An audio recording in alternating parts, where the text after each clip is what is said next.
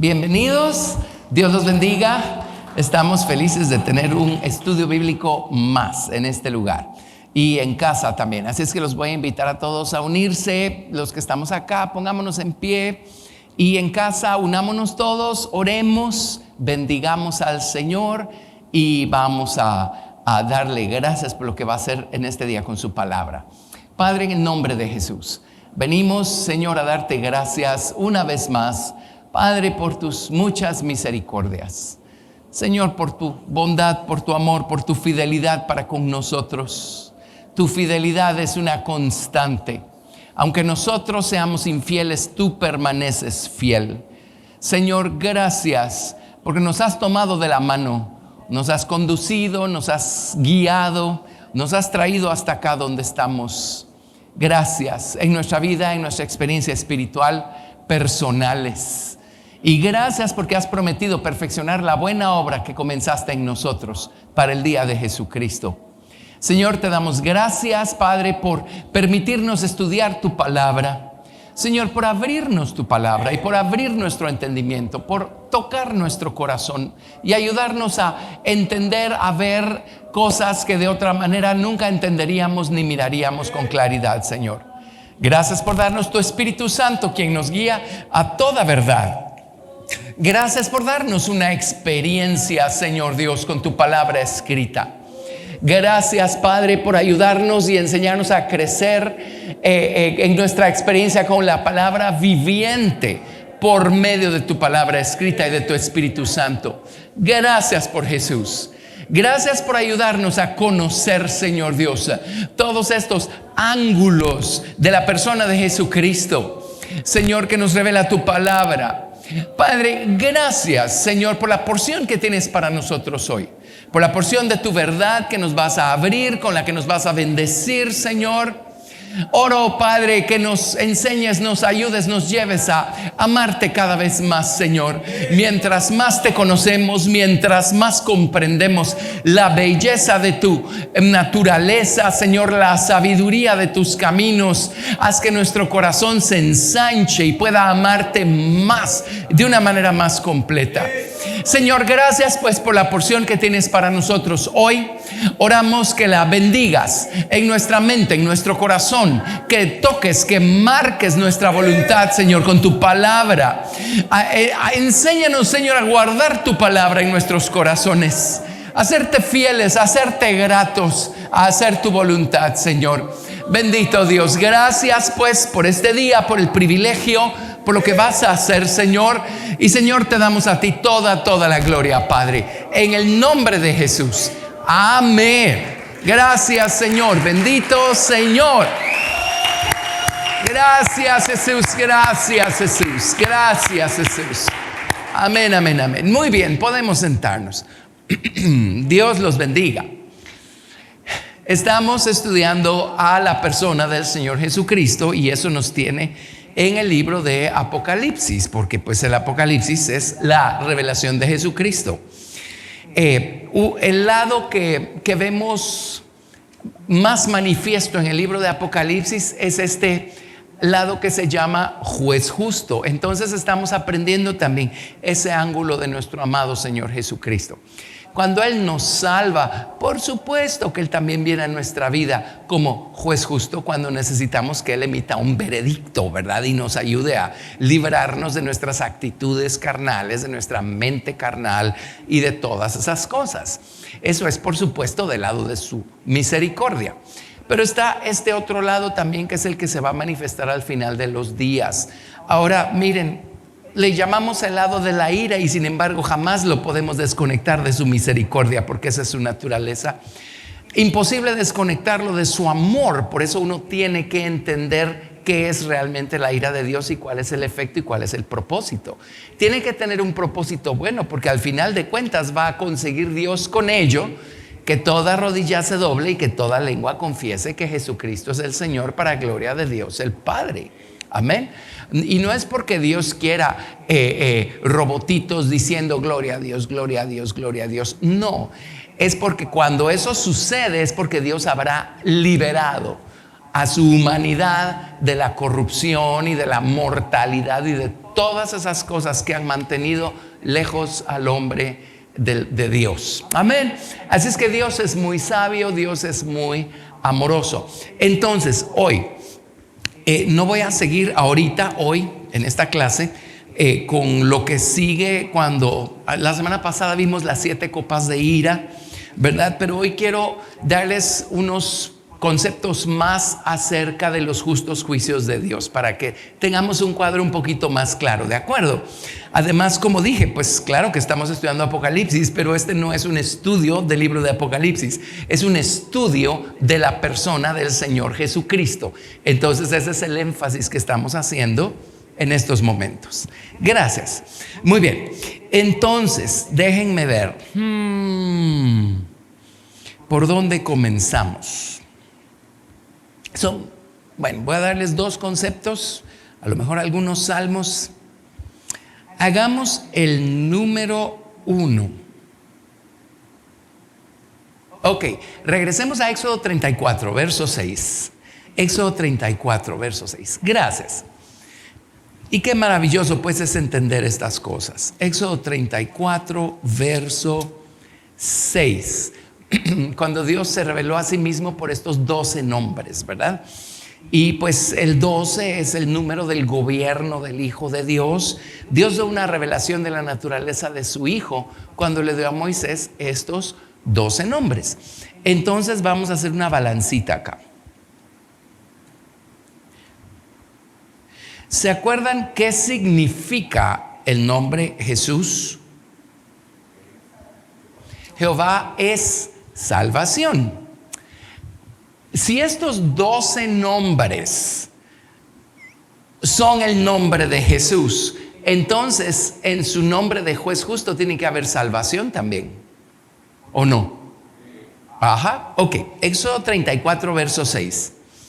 Y pasando Jehová por delante de él, proclamó: Jehová, Jehová, fuerte, misericordioso y piadoso, tardo para la ira, grande en misericordia y verdad, que guarda misericordia a millares, que perdona la iniquidad, la rebelión y el pecado, y que de ningún modo tendrá por inocente al malvado, que visita la iniquidad de los padres sobre los hijos y sobre los hijos de los hijos hasta la 3ª y 4ª generación. Su nombre, juez justo es el resumen de todo esto que dice que de ningún modo tendrá por inocente al malvado, que visita la iniquidad de los padres sobre los hijos y sobre los hijos de los hijos hasta la 3ª y 4ª generación. Todo eso lo resumimos en juez justo, pero es uno de sus nombres. Así es que de este lado tenemos 11 nombres. Jehová, fuerte, misericordioso, piadoso, tardo para la ira, grande en misericordia, grande en verdad, perdonador de iniquidades, de rebeliones y de pecados. Solo fueron 10 dedos y son 11. Bueno, Jehová, me faltó el primero, Jehová. Ok. Entendemos que hay salvación en esos nombres, ¿verdad? Perdón, misericordia, gracia, por supuesto que sí. Pero hoy quiero explicarles cómo es que hay salvación en este número 12, un nombre.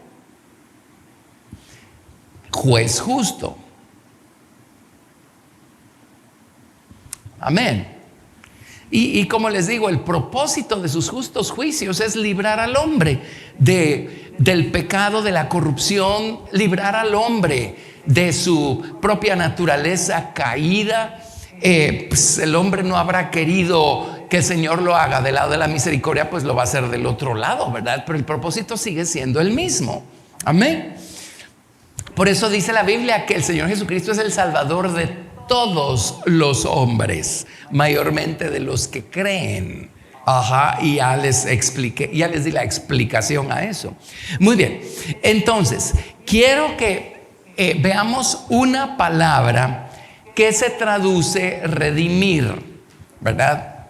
Jesús es, Jehová es salvación. Él salva, Él redime, Él rescata a los hombres del estado en el que se encuentran, los rescata de la paga del pecado, o sea, los libra de cualquier culpa que tiene consecuencias cuando el hombre pone su fe y su confianza en el Señor Jesucristo y en la preciosa sangre de Jesucristo.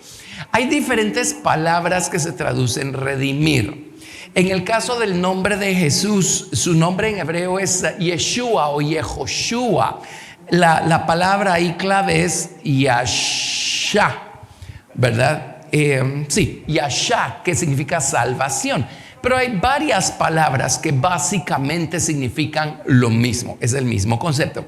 Entonces quiero que hagamos una, se traduce rescatar, librar, redimir, y lo que voy a hacer es que la voy a poner aquí arriba. La palabra se llama Padá. Padá. ¿Por qué es importante enfatizar esto? Porque, bueno, ahí lo van a ver, vamos a trazar esa palabra y van a ver cómo hay salvación de este lado también. Amén. O el propósito de Jesús en todo el sentido de la palabra es redimir. Amén. No importa si es de un lado de la balanza o del otro lado de la balanza. Entonces, vámonos por favor a 2 de Samuel 7:23.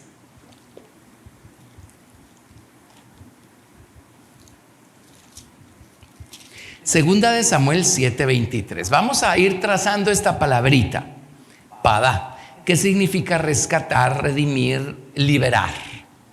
Padá. Y les voy a dar algunas citas, hay varias, pero las que más nos van a servir para que vean esto con claridad. Segunda de Samuel 7:23 dice: ¿y quién como tu pueblo? Como Israel, nación singular en la tierra, porque fue Dios para rescatarlo, Padá, por pueblo suyo, y para ponerle nombre, y para hacer grandezas a su favor, y obras terribles a tu tierra, por amor de tu pueblo que rescataste para ti de Egipto, de las naciones y de sus dioses. Ahí aparece rescataste otra vez, Padá. Entonces, la palabra rescatar se aplica a lo que Dios hizo con la nación de Israel, ¿verdad? Los rescató de Egipto, y no solamente de Egipto, dice de las naciones y de sus dioses. Dios los tomó para sí, trasladándolos del mundo y el sistema en donde se encontraban para ponerlos en un nuevo lugar o en una nueva posición para con Dios, ¿verdad? Así es que Dios los rescató, Padá. Muy bien. Vamos a Deuteronomio 7 del 7 al 8.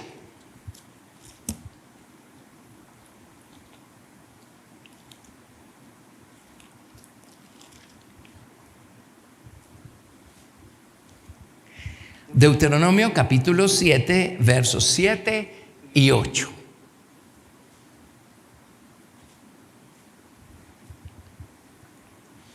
Porque tú eres pueblo santo para Jehová tu Dios. Jehová tu Dios te ha escogido para serle un pueblo especial, más que todos los pueblos que están sobre la tierra. No por ser vosotros más que todos los pueblos os ha querido Jehová y os ha escogido, pues vosotros seráis el más insignificante de todos los pueblos. Sino por cuanto Jehová os amó y quiso guardar el juramento que juró a vuestros padres, os ha sacado Jehová con mano poderosa y os ha rescatado de servidumbre, de la mano de Faraón, rey de Egipto. Dios los rescató de servidumbre. Ahora, esta porción es preciosa porque Dios le dijo al pueblo de Israel: yo no hice un pacto con ustedes solo porque ustedes eran grandiosos, fuertes y maravillosos. Dice: no, de paso me fui a encontrar al pueblo más débil y más insignificante que hay sobre la faz de la tierra.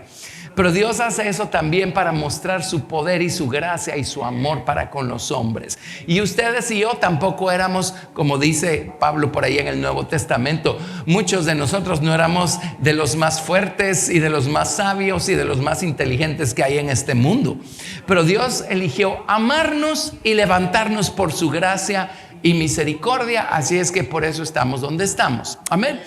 Entonces entendemos cómo Dios salvó a Israel de Egipto porque Dios es Jehová fuerte, misericordioso, piadoso, tardo para la ira, grande en misericordia, grande en verdad. ¿Sí? Entendemos cómo Dios rescata o salva de este lado, que es su lado de misericordia. Misericordia. Muy bien, entonces, a ver, una cita más. Salmo 44, verso 26. Salmo 44, 26.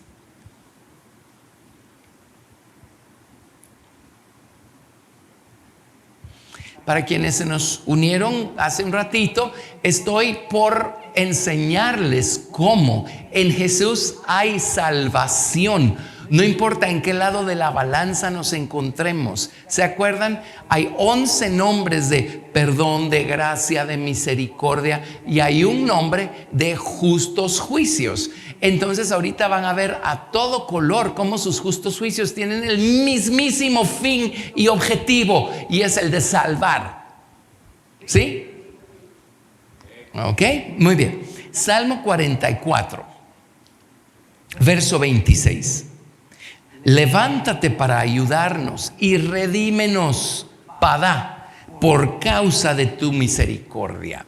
Así es que Dios redime, y esta es la palabra pues que estamos viendo, Padá, por causa de su misericordia. Entendemos redención de este lado, ¿verdad? Ningún problema. Ok, miren por ejemplo el Salmo Salmo 25, verso 22, ya que estamos en Salmos. Salmo 25, verso 22.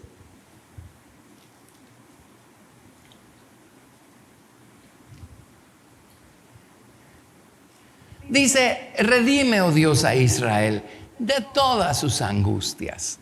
¿Verdad? Solo estoy enseñándoles dónde y en qué contextos aparece esta palabra, Padá. Puedo darles más salmos, más escrituras. Él va a redimir. Bueno, Salmo 130, ese mejor no me lo salto. Salmo 130. Y desde la semana pasada estoy buscando con todo esto justificar los justos juicios del Señor Jesucristo. Amén.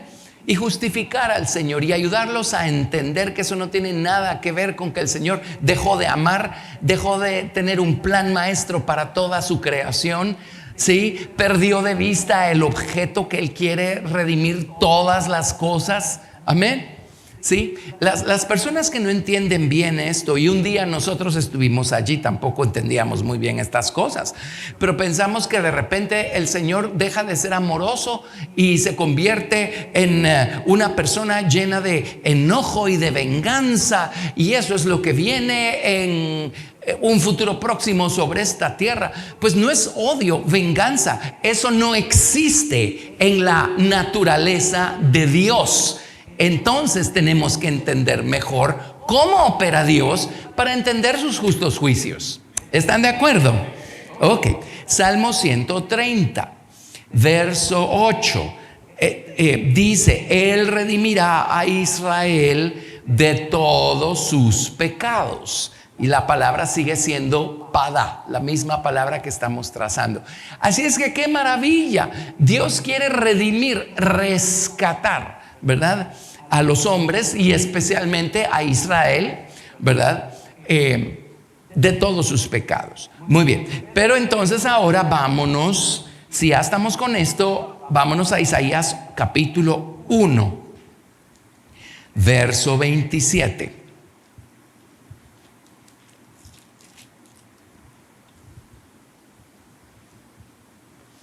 Isaías capítulo 1, verso 27.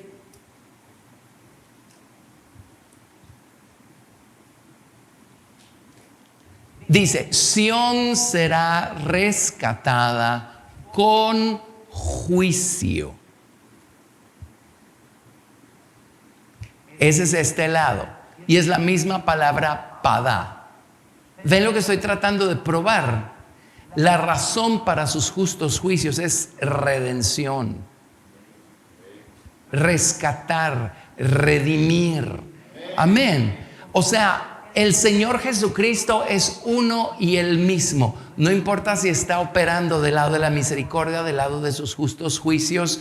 Su amor es uno y el mismo. Y Él anda detrás de todo aquello que tomó cautivo el nombre del Señor que tenemos todos los seres humanos por creación, pero la serpiente tomó cautiva en el fondo de nuestra voluntad. Él está tratando de redimir eso. Amén. Hay otro concepto también, y es que, ¿se acuerdan que de Jehová son las columnas de la tierra? Y Jesucristo, Él sustenta todas las cosas con la palabra de su poder. ¿Quién sostiene toda la creación sino el Señor Jesucristo? Eso incluye al pecador más empedernido, porque Jesús lo sustenta todo. Amén. Por eso es que Dios está buscando un día, por la vía que sea, rescatar a toda su creación. Amén. Y pues nosotros elegimos si va a ser del lado de la misericordia o del lado de sus justos juicios. ¿Está claro? Sí, muy bien. Entonces miren, Isaías capítulo 4, versos del 1 al 4.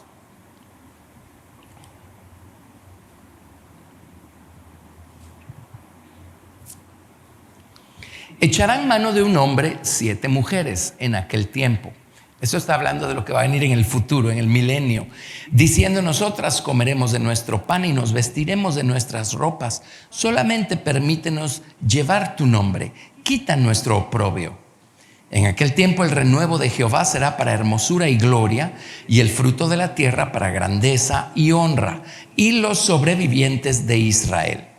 Y acontecerá que el que quedare en Sión y el que fuere dejado en Jerusalén será llamado santo. Todos los que en Jerusalén estén registrados entre los vivientes.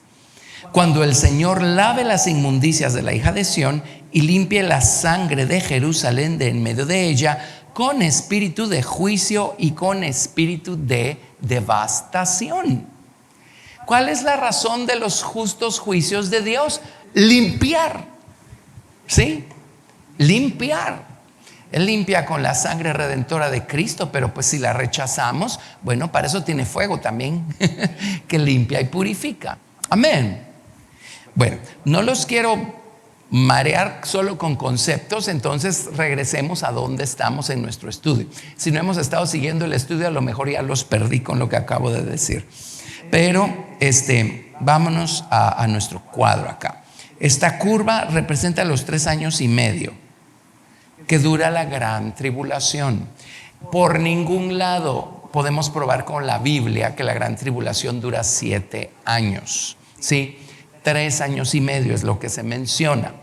Entonces, recordemos que cuando empiecen estos acontecimientos habrán sucedido 2 cosas primero. Número 1, el arrebatamiento de los vencedores.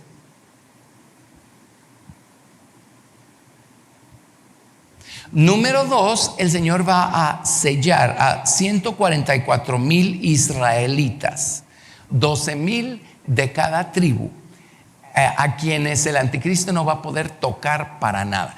Esta es la gente que se menciona que está adorando en los atrios. ¿Se acuerdan en el templo cuando aparecen los 2 testigos? Hay gente adorando allí. Tienen que ser este grupo de gente o parte de este grupo de gente los que están allí.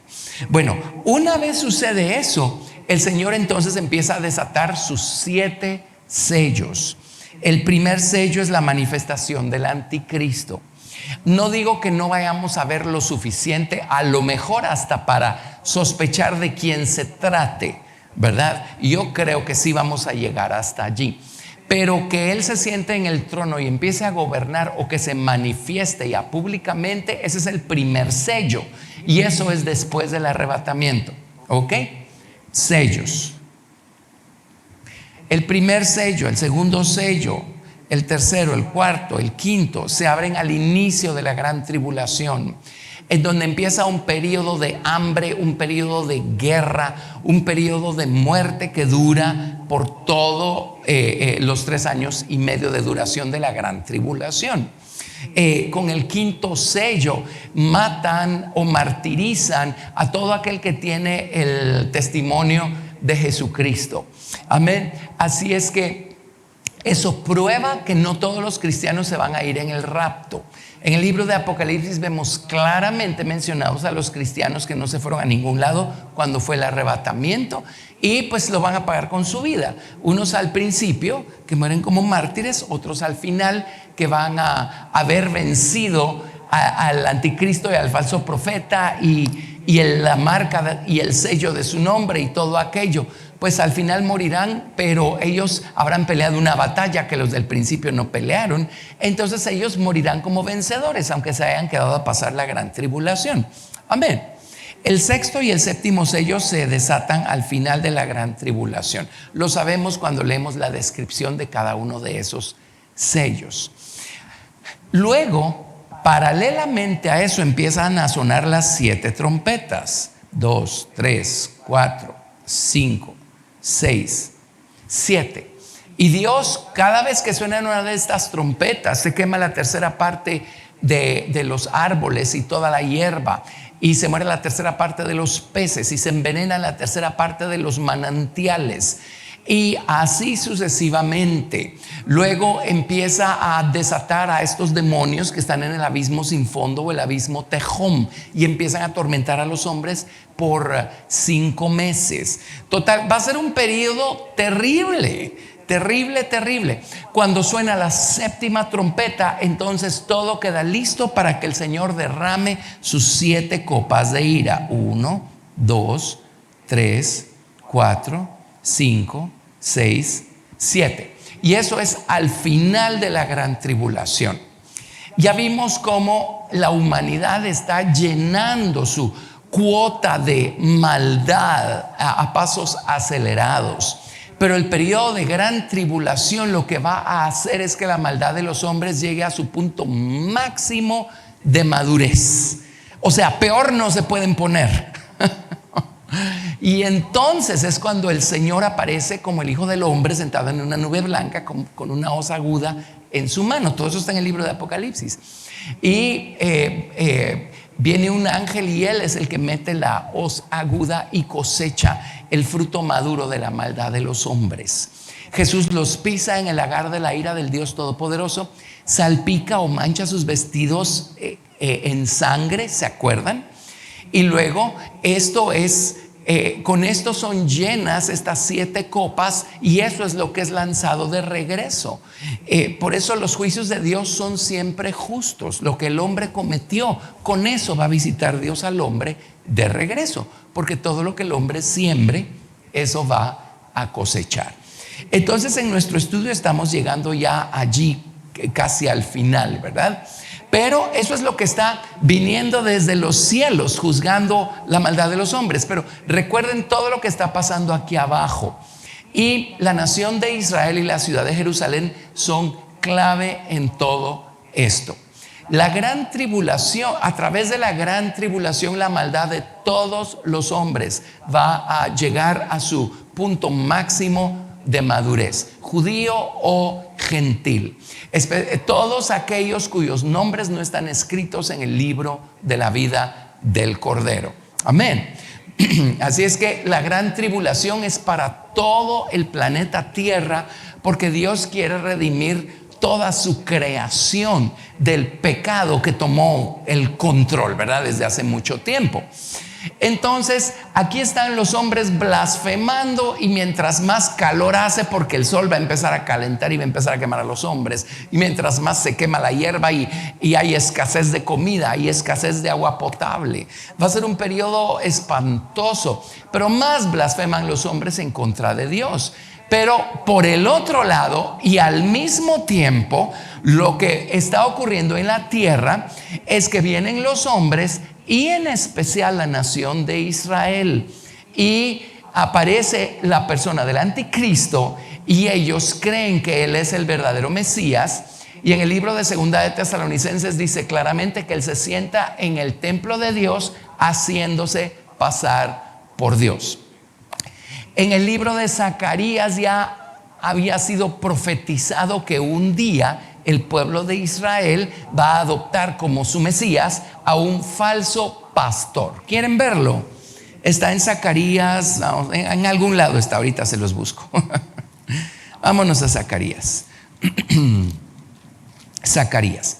Entonces, el papel de Israel y Jerusalén tiene mucho que ver con los acontecimientos finales, porque ellos son la nación más responsable que hay sobre toda la faz de la tierra, porque a ninguna otra nación se le apareció Dios y les dio su palabra de manera personal, como lo hizo el Señor en el monte de Sinaí hace muchos años. Y al que más se le da, más se le demanda.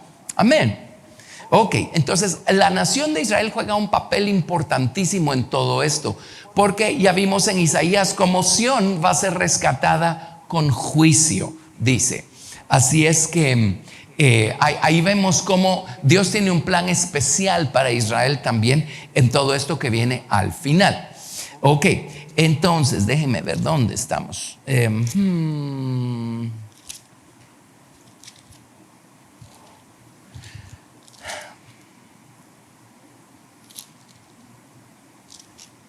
En mis notas solo les puse como 4 capítulos de Zacarías que según yo vamos a leer, pero no va a dar tiempo. Pero Zacarías capítulo 11, verso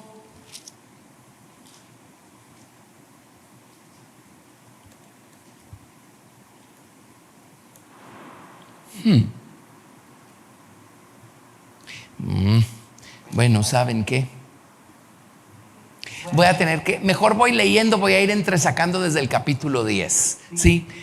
Las cosas que menciona el libro de Apocalipsis no solo están escritas allí, están en los profetas. Zacarías es un libro clave también. Entonces, un error que cometemos muchas veces es aislar Apocalipsis del resto de la Biblia, y necesitamos lo que dice el Señor al respecto de los acontecimientos finales en otras porciones de su palabra. Entonces, miren, Zacarías capítulo 10, digamos verso, no, ¿saben qué? Capítulo 11 mejor. Zacarías capítulo 11, desde el verso 7 tal vez.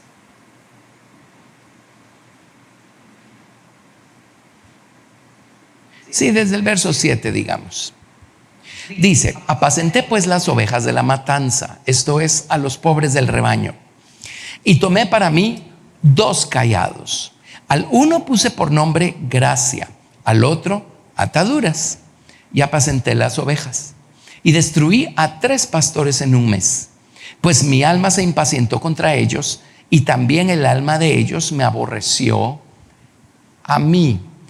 ¿Saben quiénes son estos 3 pastores? Son los reyes, los sacerdotes y los profetas de Israel. Ok. Y dije: no os apacentaré. La que muriere, que muera. La que se perdiere, que se pierda. Y las que quedaren, que cada uno coma la carne de su compañera. Tomé luego mi cayado gracia y lo quebré para romper mi pacto que concerté con todos los pueblos. Y fue deshecho en este día. Así conocieron los pobres del rebaño que miraban a mí, que era palabra del Señor. Y les dije: si os parece bien, dadme mi salario, y si no, dejadlo. Y pesaron por mi salario 30 piezas de plata. Y me dijo Jehová: échalo en el tesoro, hermoso precio con que me han apreciado. Y tomé las 30 piezas de plata y las eché en la casa de Jehová al tesoro. ¿Qué está diciendo Zacarías? Está anticipando el rechazo que iba a sufrir Jesucristo por parte de su propia nación. Y ya estaba profetizado incluso que iban a pagar 30 piezas de plata, que es lo que le pagaron a Judas por traicionar al Señor Jesucristo. Pero Zacarías aquí está hablando de cómo la nación de Israel va a rechazar al Señor. Ahora, ellos tenían la ley, los profetas, los escritos, tenían cuadros y dibujos que Dios les dio como el tabernáculo, todo eso. para que ellos, el día que apareciera Jesús, el tabernáculo viviente, dijeran como dijeron algunos: este es aquel de quien hablan la ley, los profetas y los escritos. Amén. Ellos no tenían por qué perder de vista a Jesús cuando Jesús apareció. Y sin embargo, a causa de su obstinación, de su orgullo, de su rebelión, a causa que le dieron la espalda a Dios, echaron tras sus espaldas las palabras de Dios. Dios mismo se los dice. A causa de todo eso se endurecieron a tal grado que cuando apareció Jesús se encontró con que ellos ya no estaban realmente sirviendo a Dios. Lo que estaban haciendo era servir a un sistema religioso que ellos mismos habían creado. Amén. Entonces viene Jesús, Él no encaja con el orgulloso y rígido sistema religioso que ellos habían creado. Entonces, en vez de deshacerse de su sistema religioso y quedarse con Jesús, se deshicieron de Jesús y se quedaron con su sistema religioso. Entonces, aquí es donde van aumentando, digamos, su rebelión, su rechazo al Señor.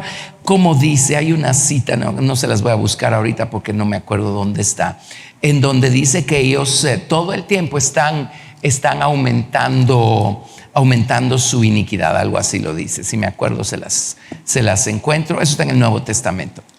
Déjenme ver, si no la encuentro donde estoy, después se las doy. Creo que no la voy a encontrar donde me encuentro, o a lo mejor sí. No es en los evangelios. Eso sí, de plano no está en los evangelios. Déjenme ver.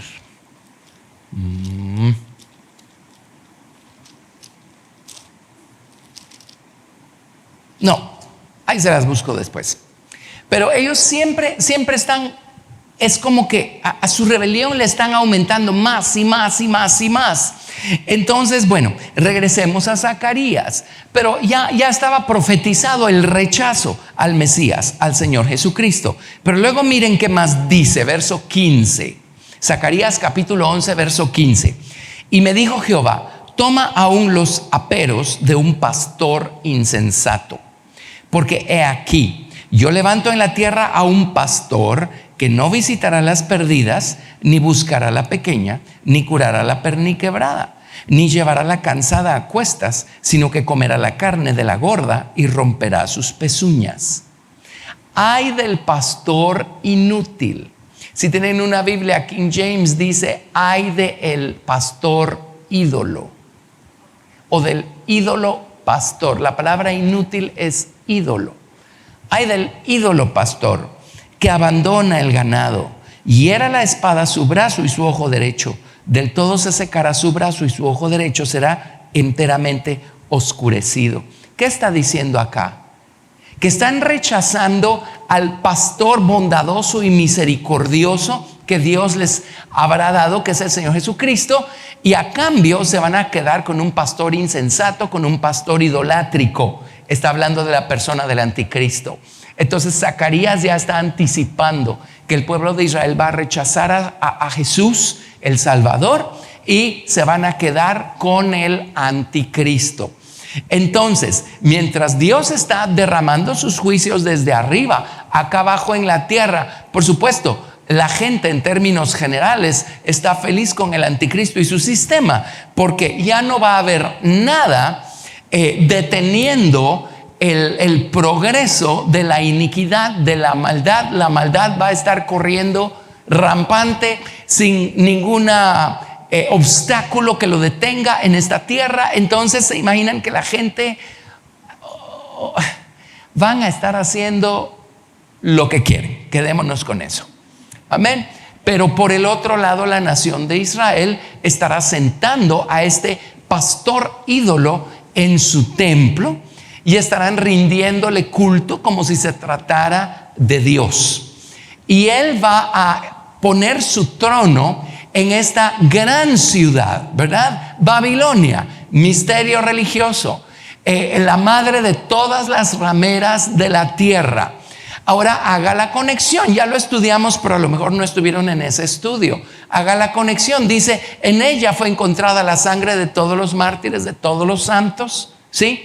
Y por el otro lado, cuando matan a los 2 testigos que van a estar profetizando desde ahí, desde esta ciudad, dice que los matan en la plaza de la gran ciudad, que en sentido espiritual se llama Sodoma y Egipto, en donde también crucificaron a nuestro Señor.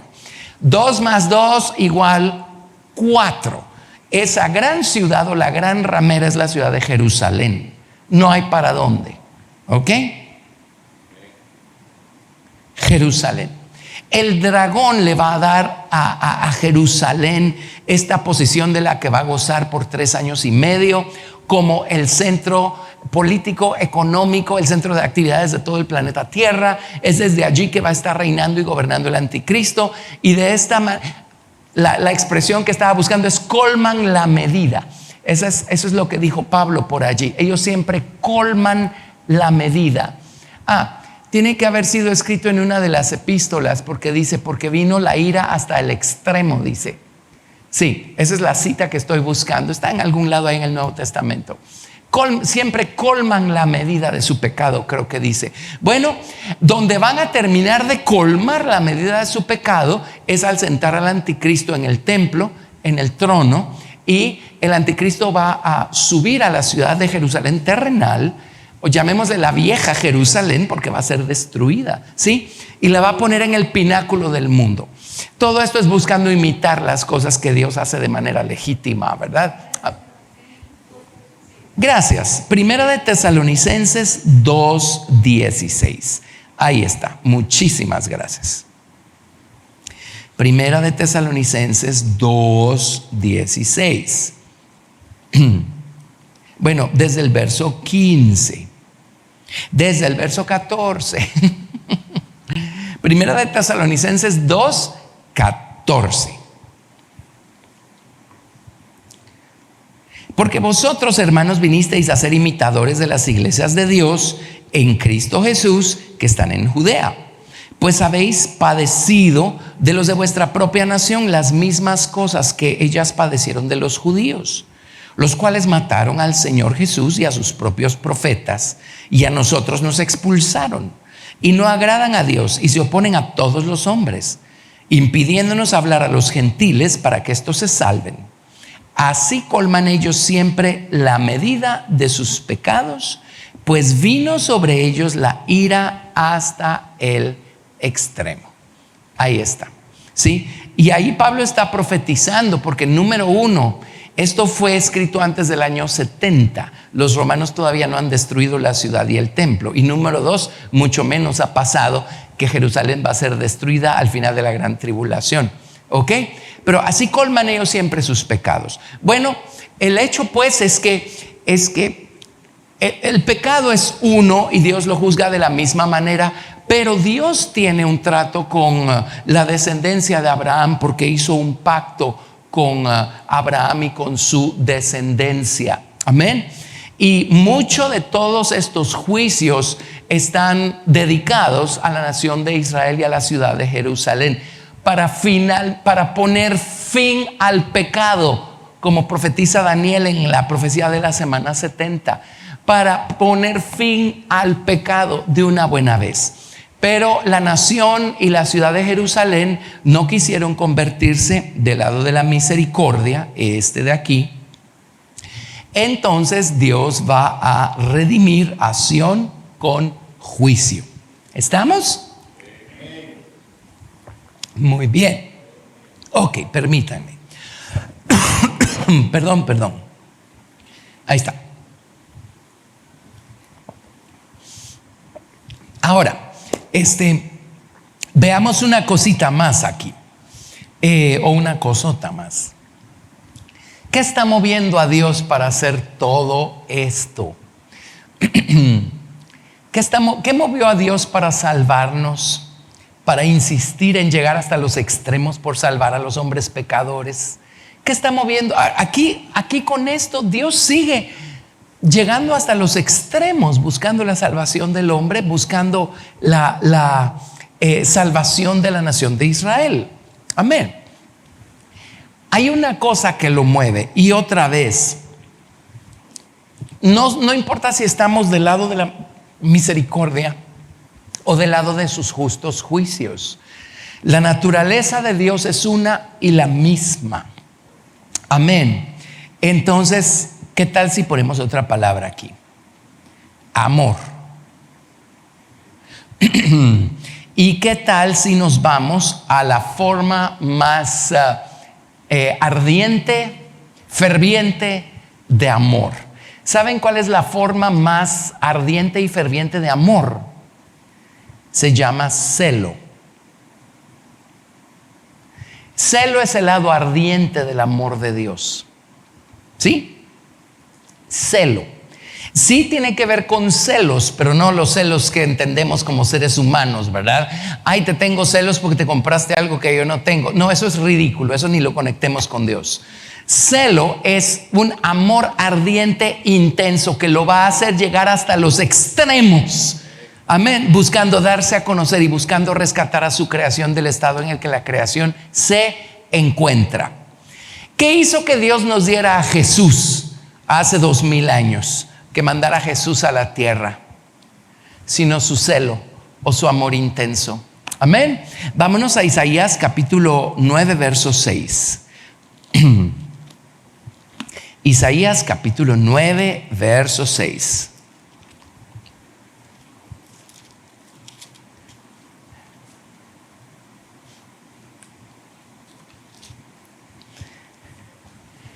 Es obvio que están hablando aquí de la primera venida de Jesús. Dice, porque un niño nos es nacido, hijo nos es dado, y el principado sobre su hombro, y se llamará su nombre admirable, consejero, Dios fuerte, Padre eterno y príncipe de paz.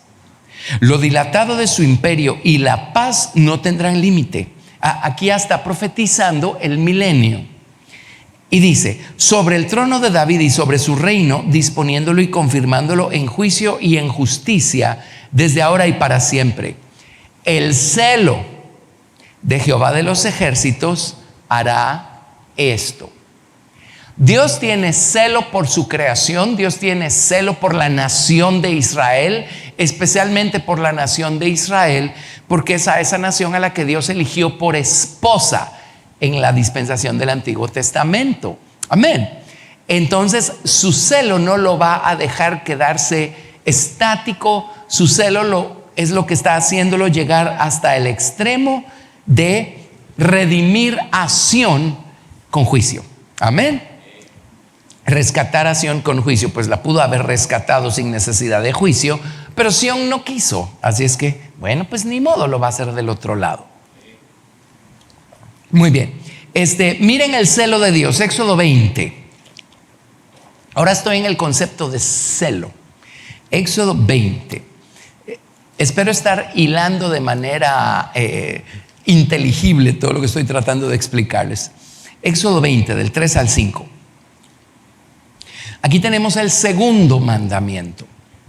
El primer mandamiento es: yo soy Jehová tu Dios, que te saqué de la tierra de Egipto, de casa de servidumbre. No importa lo que vea en los adornitos cristianos, no importa lo que lea en material cristiano, el primer mandamiento es: yo soy Jehová tu Dios. Amén. El segundo mandamiento es: no tendrás dioses ajenos delante de mí. No te harás imagen ni ninguna semejanza de lo que esté arriba en el cielo, ni abajo en la tierra, ni en las aguas debajo de la tierra, ni te inclinarás a ellas, ni las honrarás, porque yo soy Jehová tu Dios, fuerte, celoso, que visito la maldad de los padres sobre los hijos hasta la tercera y cuarta generación de los que me aborrecen. Durante el periodo de gran tribulación, estos 144,000, les garantizo que no, algo pasó aquí. Les garantizo que no van a estar adorando al anticristo. Ellos van a estar adorando al Señor y seguramente van a empezarse a preguntar algunas cosas y van a decir, aquí hay cosas que no encajan, pues. Aquí hay cosas que no están bien. Aquí hay cosas que no suenan bien. Amén. Pero acuérdense que ellos no son los únicos israelitas que hay sobre la tierra. Ellos tienen una marca, a ellos no los va a tocar el anticristo. Pero recuerden que, hay más de 144,000 israelitas sobre el planeta Tierra, ¿no? Yo soy israelita, por si no lo sabían, del lado de mi papá. Ok, el hecho es que el resto de los israelitas van a estar adorando a la bestia. Y entonces van a estar inflamando todavía más el celo de Dios. ¿Sí? No te harás imagen. ¿Sí? Pues si lo haces, yo visito la maldad de los padres sobre los hijos hasta la tercera y cuarta generación de los que me aborrecen, porque soy un Dios fuerte, un Dios celoso. Entonces van a estar también como colmando esta cosa que se llama el celo de Dios durante el tiempo de gran tribulación. A ver, vámonos a Santiago 4, del 1 al 5. Por cierto, el celo de Dios es fuego consumidor. Por eso Dios va a visitar con fuego la tierra. Ok, Santiago 4, del 1 al 5.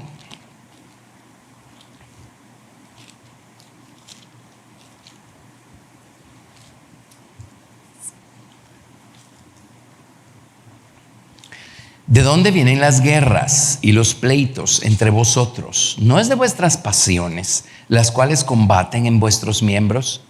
Codiciáis y no tenéis, matáis y ardéis de envidia y no podéis alcanzar. Combatís y lucháis, pero no tenéis lo que deseáis, porque no pedís. Pedís y no recibís, porque pedís mal, para gastar en vuestros deleites. Oh almas adúlteras, ¿no sabéis que la amistad del mundo es enemistad contra Dios? Cualquiera pues que quiera ser amigo del mundo se constituye enemigo de Dios. ¿O pensáis que la Escritura dice en vano: el Espíritu que Él ha hecho morar en nosotros nos anhela celosamente? Él tiene celo por nosotros también, por eso no nos tolera una. Amén. Él tiene celo. ¿Qué es celo? Es amor, es el lado más ardiente, más intenso de su amor. Y qué bueno, es este nivel de amor el que le dio a Jesús a la humanidad.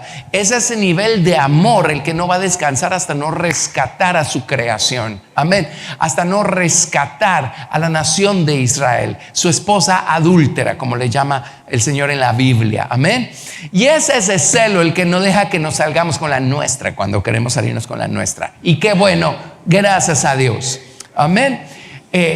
Porque amamos a Jesús y tenemos su preciosa sangre, Dios nos libra de la ira venidera. Él no va a tratar con nosotros de ese lado, no hay necesidad. Amén.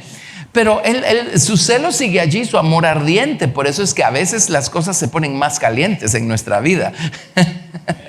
Amén. Y es Dios en su misericordia buscando corregirnos. Bueno, oigan esto. Conocen Cantares capítulo 8, verso 6. Porque fuerte es como la muerte el amor, duros como el sepulcro los celos. Sus brasas de fuego, fuerte llama. El celo de Dios es fuego. ¿Por qué creen que Dios va a quemar la tierra y todas las obras de los hombres que hay en la tierra al final aquí en su segunda venida? Es su celo. Amén. O su amor. ¿Y qué va a conseguir ese fuego? Limpiar la tierra de pecado, eliminar el pecado para siempre. Amén. Ok, entonces ese es el amor de Dios, ese es el fuego, ese es el celo de Dios. Muy bien, entonces ahora miren esto, pues vámonos a Joel, capítulo 2, verso 18. Joel, capítulo 2, verso 18.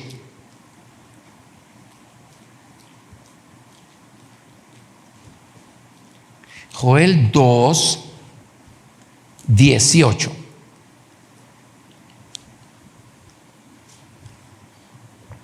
Aquí la palabra celoso la tradujeron solícito.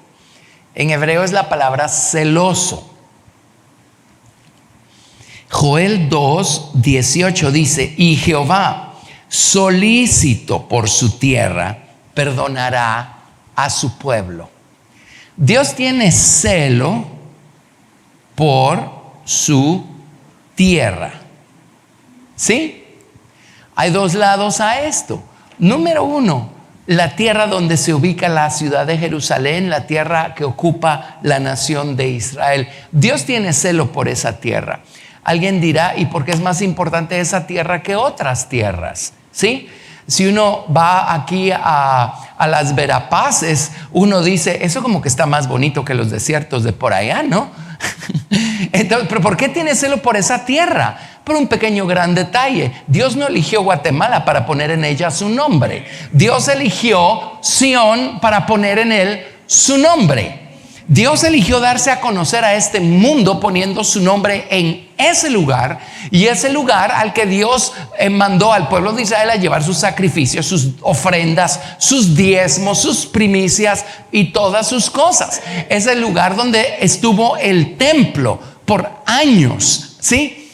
Por eso es un polvorín ese lugar. Pero Dios puso su nombre en ese lugar, y Dios tiene celo por su tierra, porque Dios tiene celo por el nombre de Dios que puso en esa tierra. Amén. Dios tiene celo por esa tierra. Entonces Dios va a redimir esa tierra. Y espérense que lleguemos al milenio. No van a creer lo que Dios va a hacer con esa tierra en el milenio. ¿Ok? Amén. Pero Dios tiene celo por su tierra. Ok, ¿qué más? Vámonos a Zacarías capítulo 1, verso 14. Zacarías 1, verso 14.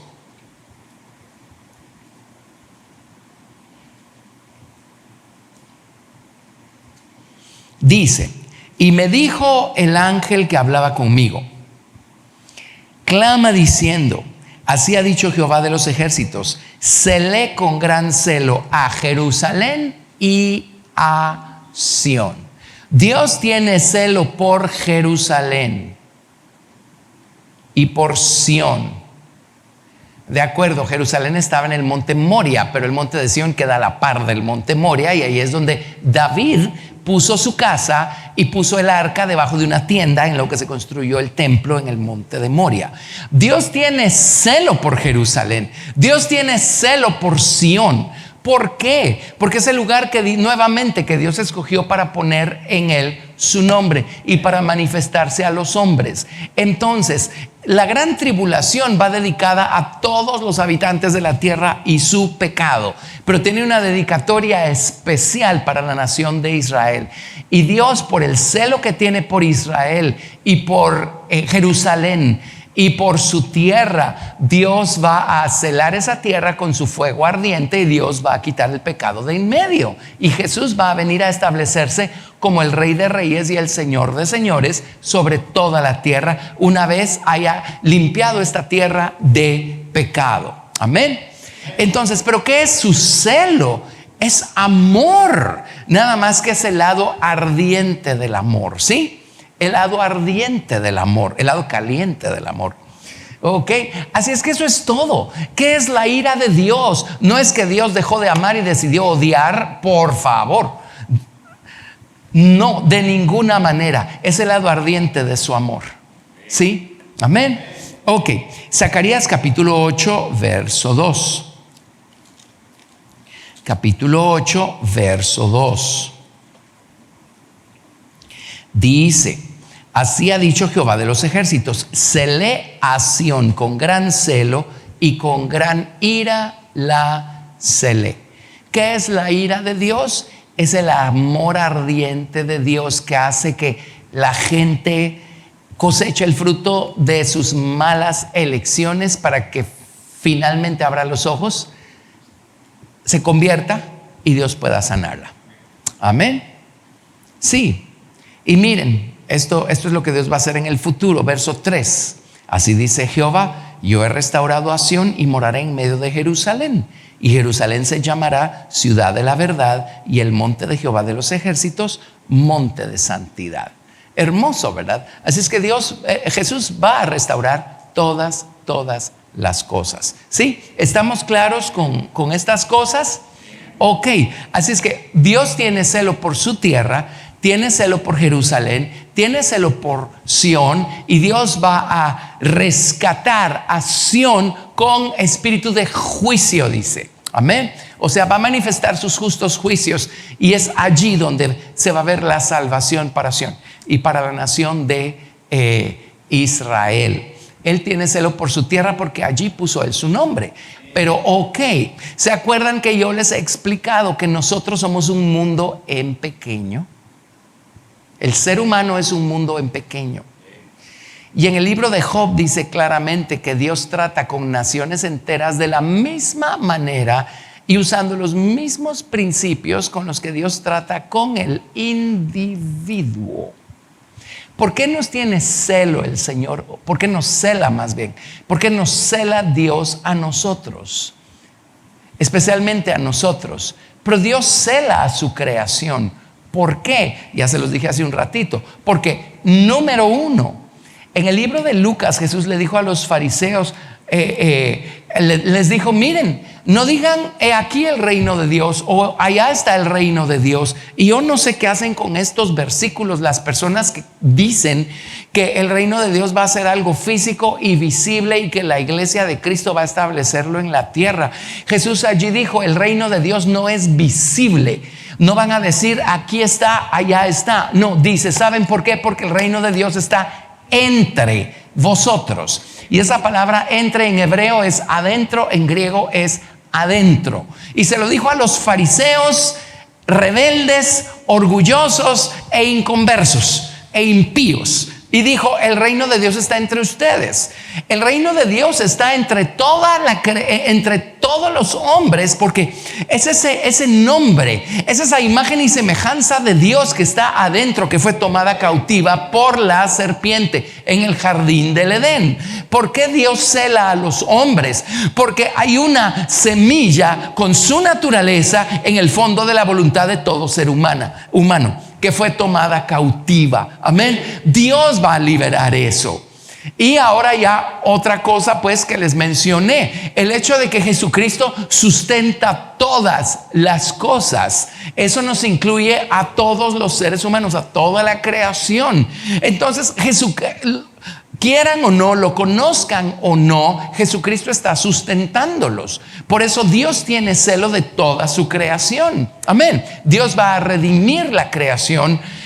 Dios lo que va a redimir es su nombre en toda la creación. Dios va a redimir todas las cosas, pero tiene pues un orden para hacerlo. Un orden para hacerlo. Amén. Desde el principio Dios anunció que iba a visitar la tierra con sus justos juicios. Desde el principio Dios ha anunciado que si no nos queremos convertir de este lado de la balanza, pues está el otro lado de la balanza, ¿verdad? Amén. Así es que creo que lo que más nos conviene es ser humildes y rendirnos al Señor, confesar nuestra culpa cuando eso sea el caso y dejar que Dios trate con nosotros del lado de la misericordia. Pero el hecho es que Dios va a redimir todas las cosas de una manera o de otra, ¿sí? Por su celo. Y ya ven, pues les trazamos esta palabrita, nuestra palabra que se llamaba Dabá, es la que puse aquí al principio.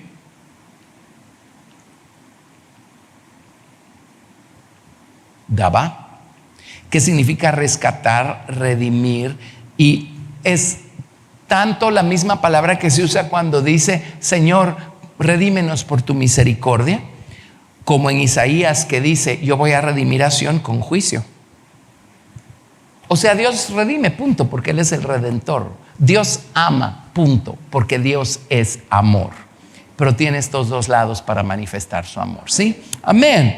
Entonces, bueno, quería ampliar un poquito más todo esto de los justos juicios de Dios para justificar al Señor.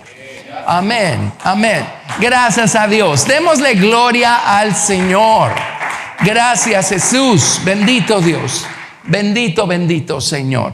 Y siempre hay gente pues que no sabe de lo que está hablando y salen con estas cosas. Pero si Dios es amor, ¿por qué eso de la ira y los juicios? Y entonces lo que hacen es que se quedan con una idea vaga e incompleta de Dios y tiran a la basura la Biblia, porque lo que dice la Biblia no encaja con la forma que Dios tiene en sus mentes. Amén. Bueno, deshágase de su forma y deje que la palabra de Dios lo instruya. Y va a ver que la palabra de Dios siempre es más inteligente que nosotros.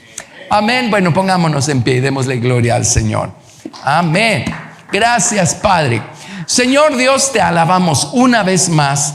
Te exaltamos, te bendecimos y te damos gracias, Señor Dios, por lo amoroso, lo sabio que eres, los sabios que son tus caminos.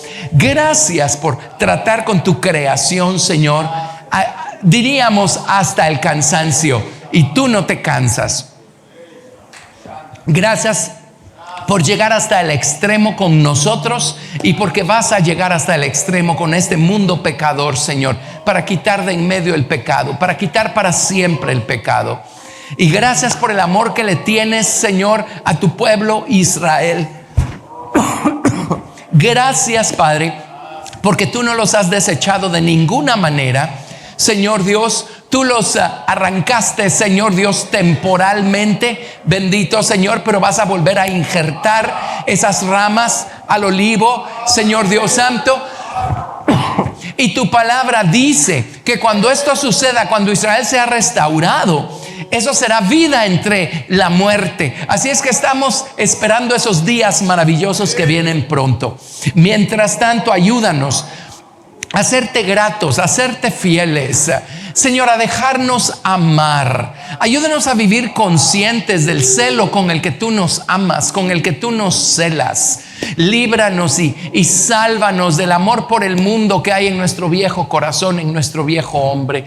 Y enséñanos a amarte más y mejor a ti, Señor. Bendito Dios, perfecciona tu obra en nosotros tal y como lo has prometido hacer. Ayúdanos a serte fieles hasta el final.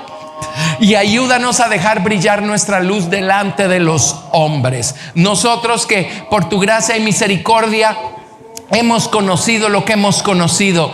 Ayúdanos, Señor Dios, a tener celo por transmitir tu palabra, por dar testimonio, por dejar brillar nuestra luz delante de los demás mientras nos tengas en este mundo, Señor. Padre, gracias por este día, por tu amor, por tu palabra. Te amamos y te damos toda la gloria en el nombre de Jesús. Amén. Amén. Gracias, Señor. Gracias, Padre. Bendito sea tu nombre. Te alabamos, te alabamos.